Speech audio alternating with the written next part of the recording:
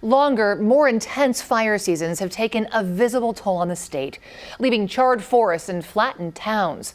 But as a riveting new series of reports from CalMatters reveals, they've also fueled a silent, smoldering mental health crisis among the ranks of CalFire.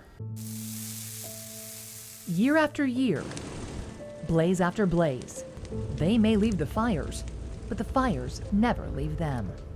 I believed at that time that I was watching it kill my friends.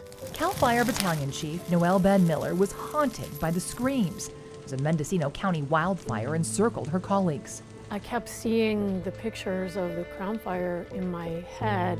They survived, but she was deeply scarred. In interviews with CalMatters reporter Julie Cart, Noelle described the trauma. She couldn't sleep, she threw up daily.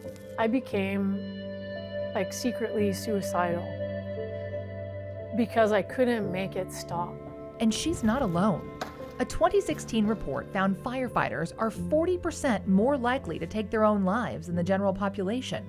But as CalMatters discovered, CalFire doesn't survey its crews about suicidal thoughts or PTSD. A national survey found about a third of wildland firefighters reported suicidal thoughts, and nearly 40% said colleagues had committed suicide.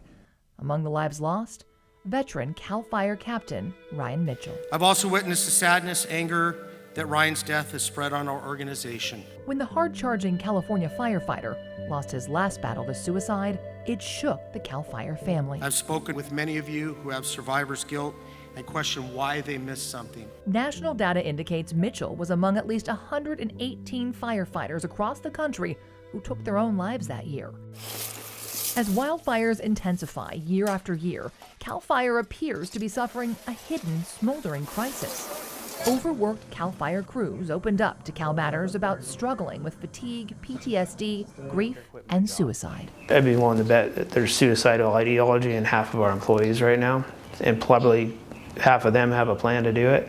Captain Mike Orton, a former Marine, was one of many to share heart-wrenching stories of exhaustion on the fire lines and weeks on duty without respite. Some fear the long hours and stress could lead to poor decisions, endangering lives. Others have watched as the brutal schedules destroy families. We stay there on duty at the sacrifice a lot of times of our relationships, our kids. We've had 80% of our guys in a single station go through a divorce in the calendar year because they haven't been home. It's insane to watch this go down. They say staffing shortages create punishing shifts, forced overtime, and long deployments.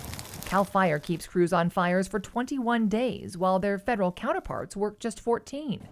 And unlike federal wildland firefighters, many CalFire crews must also staff local fire stations. I've been home in 22 years for 5 Christmases. For the people that work for me, I advise them to move on. I can't in good conscience tell them to stay. Fire station leaders across the state say they see an unaddressed epidemic of PTSD and suicidal thoughts among their crews. Though CalFire doesn't collect information on PTSD or suicide, so the agency can't say whether it's as rampant as the firefighters say. CalFire does track the number of employees who contact its peer support team for issues ranging from physical to mental health. Those numbers have climbed from more than 1,300 in 2011 to more than 17,000 last year.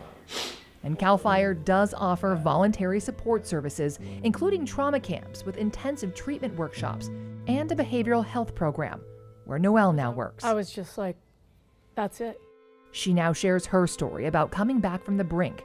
The day she planned to take her life, she got help instead. I pulled over and I called the phone number,